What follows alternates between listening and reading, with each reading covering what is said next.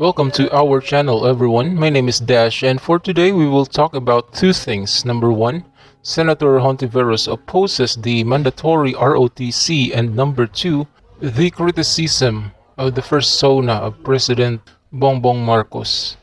By the way, if you are new to our channel, please click the subscribe button and also the like button. Senator Hontiveros opposes the mandatory ROTC. She said that it should not be mandatory. It should only be for those who wants to join military in the future. Alright, the mandatory ROTC by Vice President Sara Duterte needs to become mandatory.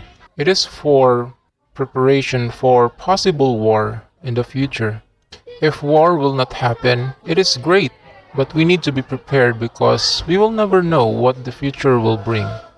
Also, the students will benefit from it, like they will gain a little bit of experience about military discipline that will be somehow useful for them in any fields of career that they will choose. Maybe Senator Risa Hontiveros thinks that the only role of the opposition is to oppose the administration. If we can remember, she opposes the Bayanihan 1 and Bayanihan 2 that will give ayuda or cash assistance to the poor during the pandemic. I think the important matters for Risa Hontiveros is things like what she investigated in the Senate, which is the gay who wants to use the girls' toilet. A very important issue that the country urgently needs to address, she thinks. Lastly, Risa Hontiveros did not show respect to the new president by not clapping when President PBBM was introduced in the SONA. That is how unethical she is, as what they say. So even if you are in the opposition, President PBBM is still your president and you still need to show respect. Now let's go to the SONA of President Marcos. If you will notice, the critics of President PBBM is silent in the few hours after his SONA. I think the reason for that is because they are just waiting for what their leaders will say so that they will just echo it. And after a few hours, this is their criticism. There's a lot of important issues that PBBM did not talk about, like human rights and war on drugs, labor issue and contractualization, the transport crisis, the fuel crisis, arbitral award, peace talk, crime and corruption. Alright, first, the SONA of President PBBM is limited in time, therefore, he will only discuss what he thinks is the most important.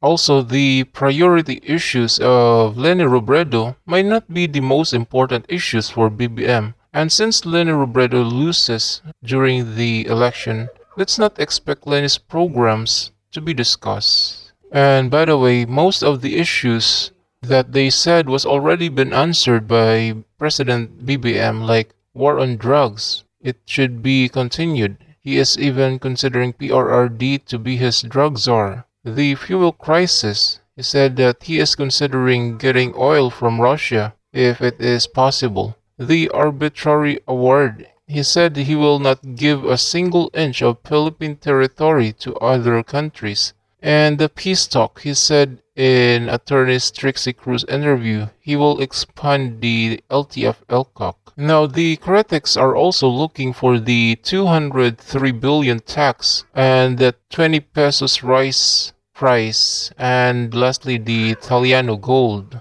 As we already know, the 203 billion estate tax is just an imagination of retired Supreme Court Associate Justice Antonio Carpio. The 20 pesos price of rice is just the goal of the Marcos administration. And the Italiano gold, do critics really believe on that? We all know that it is just a fantasy, and even President PBBM already denied. In the end, we President PBBM supporter and VP Sara Duterte supporters believes that the first SONA of President PBBM was a success, and we support his administration, and we also support the upcoming administration of our next president, Sara Duterte. Thank you so much.